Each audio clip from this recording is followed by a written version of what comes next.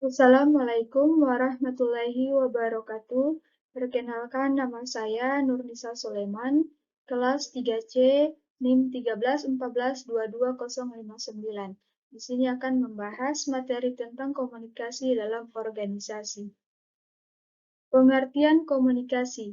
Berdasarkan Kamus Besar Bahasa Indonesia atau KBBI, komunikasi adalah pengiriman dan penerimaan pesan atau berita antara dua orang atau lebih, sehingga pesan yang dimaksud dapat dipahami.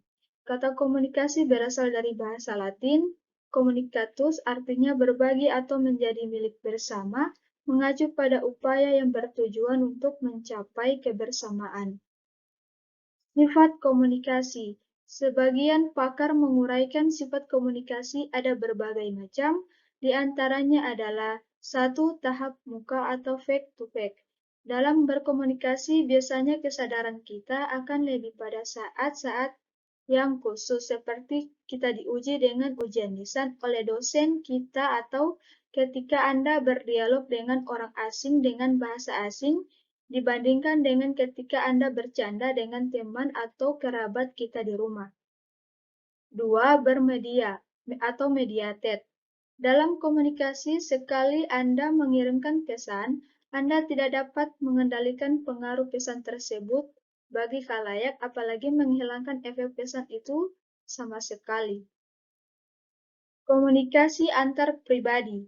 Komunikasi antar pribadi atau interpersonal communication adalah komunikasi yang berlangsung pada situasi tetap, muka antar dua orang atau lebih, baik secara terorganisasi maupun di kerumunan orang. Berlun sebagaimana oleh Alo Lilweri mengemukakan beberapa karakteristik bual mengenali komunikasi antar pribadi menjadi berikut. Bersifat impulsif, tidak mempunyai struktur, terjadi secara kebetulan, tidak mengajar tujuan yang sudah direncanakan, ciri-ciri keanggotaannya tidak kentara. Konsep dasar komunikasi organisasi.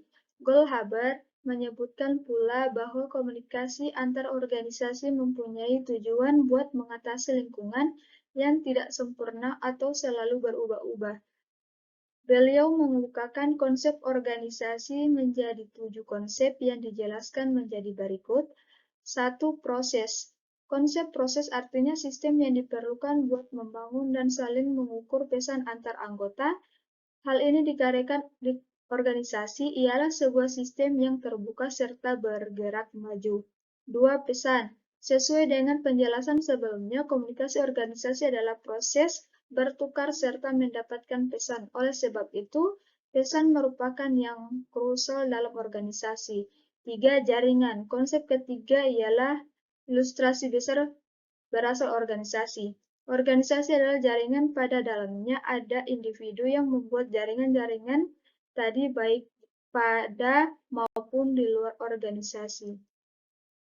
Menciptakan komunikasi yang efektif dalam organisasi. Komunikasi yang efektif sangat penting bagi organisasi manapun dan dapat membantu dalam banyak hal. Sebenarnya, komunikasi berperan dalam pengembangan produk, hubungan pelanggan, manajemen karyawan, hampir setiap aspek operasi bisnis. Berikut cara mengembangkan komunikasi yang efektif dalam organisasi. 1. Menciptakan lingkungan komunikasi yang terbuka. 2. Menggunakan strategi komunikasi yang inklusif. 3. Memastikan komunikasi dalam perusahaan menggunakan komunikasi dua arah. 4. Mencoba untuk mengulang pesan yang penting. 5. Menggunakan beberapa media untuk mengirim pesan. Menciptakan komunikasi yang efisien dalam organisasi. 1. Lakukan komunikasi langsung. 2. Siap menjadi pendengar.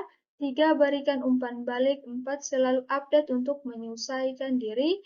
5. Bersikap friendly. Baik, itulah hasil materi saya. Wassalamualaikum warahmatullahi wabarakatuh.